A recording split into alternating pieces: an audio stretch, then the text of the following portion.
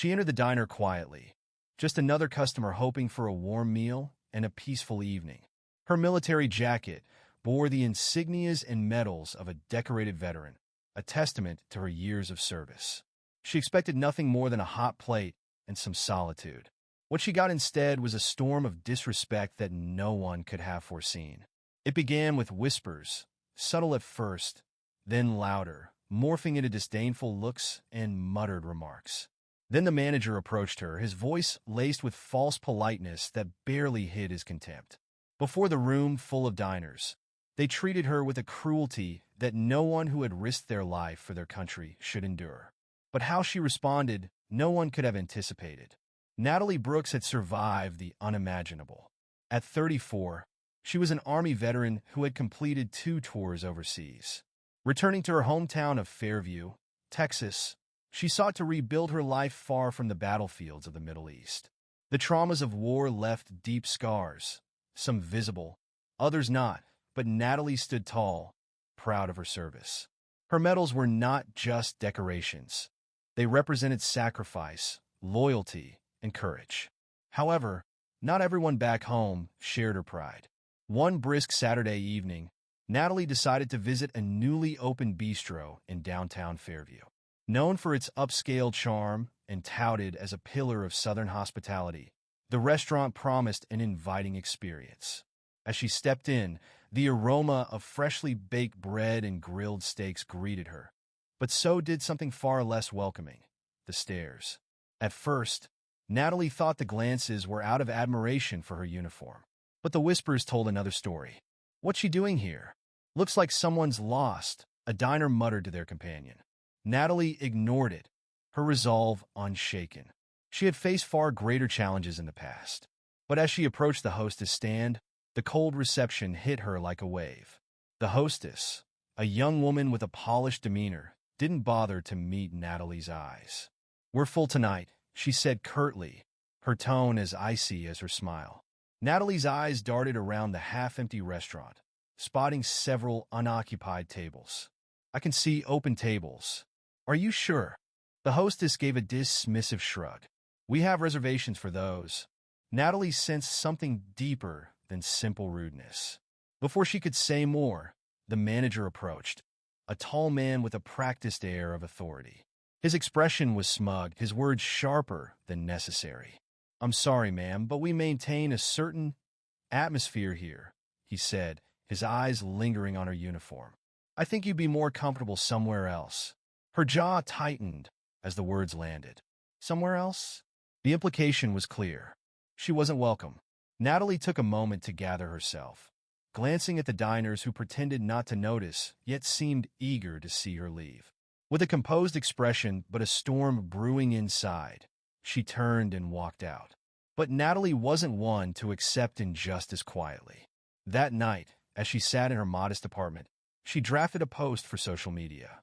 With a photograph of her in uniform, standing outside the restaurant's glowing sign, she described the events in vivid detail.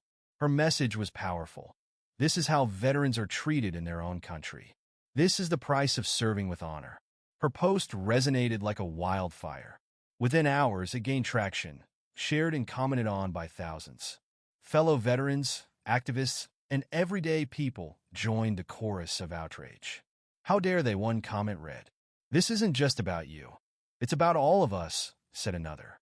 The local news quickly picked up the story, featuring Natalie's experience on the evening broadcast.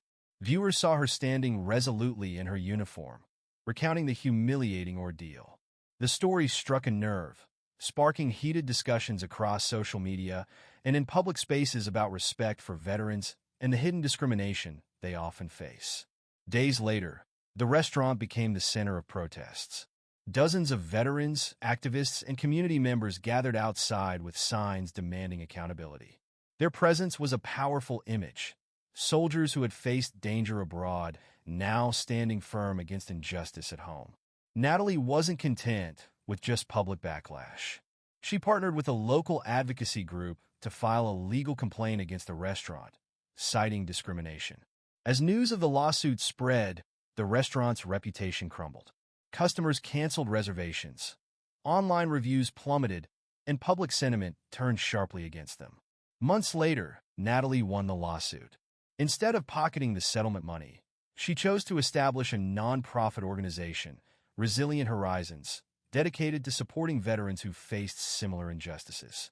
The organization offered legal aid, counseling, and a platform to amplify their voices. The restaurant, once a bustling hotspot, shut down within a year, unable to recover from the controversy. Its failure became a symbol, a warning to others that discrimination would not be tolerated. Natalie's story grew beyond Fairview. Resilient Horizons became a national movement, empowering countless veterans and shining a spotlight on the challenges they face. What began as a moment of humiliation transformed into a legacy of change and advocacy. Natalie had entered the restaurant seeking nothing more than a quiet meal. What she found instead was a battle that reignited her fighting spirit. In the end, her courage turned a moment of pain into a movement of hope, ensuring her story, and the stories of countless others, would not be forgotten. Natalie Brooks' journey from humiliation to heroism became a testament to the resilience of the human spirit and the power of turning pain into purpose. The ordeal she endured at the bistro, while deeply hurtful, had unlocked a part of her she didn't realize still burned so brightly. A fierce determination to fight, not just for herself, but for the countless others who shared her struggles.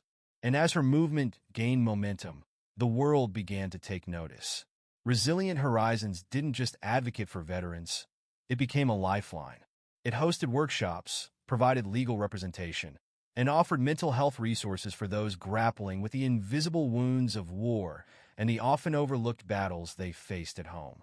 The nonprofit gained national recognition, with stories of lives changed and justice served spreading far and wide.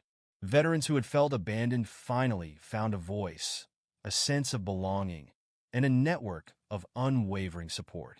Natalie became a sought-after speaker, invited to universities, corporate events, and even Capitol Hill to share her experiences. Her speeches were more than retellings of her story. They were calls to action. She challenged her audiences to do better, to see veterans not as relics of war, but as individuals who deserved respect, dignity, and opportunities to thrive.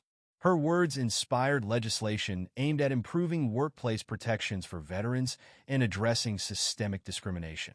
The bistro's downfall was a footnote compared to the sweeping changes Natalie helped ignite. Across the country, businesses, organizations, and institutions began reassessing their treatment of veterans and adopting policies to ensure inclusivity. The small symbolic acts, like restaurants offering free meals to service members, were now accompanied by meaningful reforms, such as hiring initiatives and support programs tailored to veterans' needs.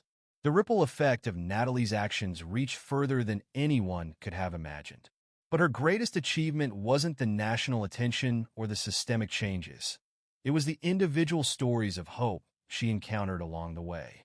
One day, she received an email from a fellow veteran, an older man who had spent years feeling invisible after his service. He wrote about how her story gave him the courage to speak up for himself and join a local veterans group.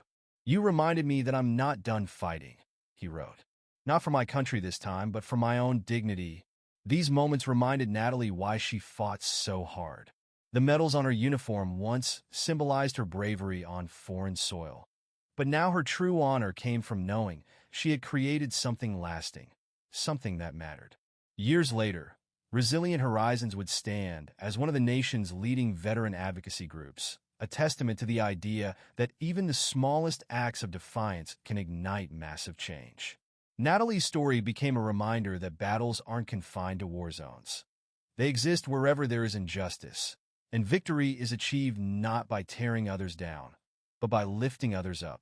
And though the fight for equality and respect is far from over, Natalie Brooks had proven one unshakable truth. One voice can spark a revolution, and hers roared.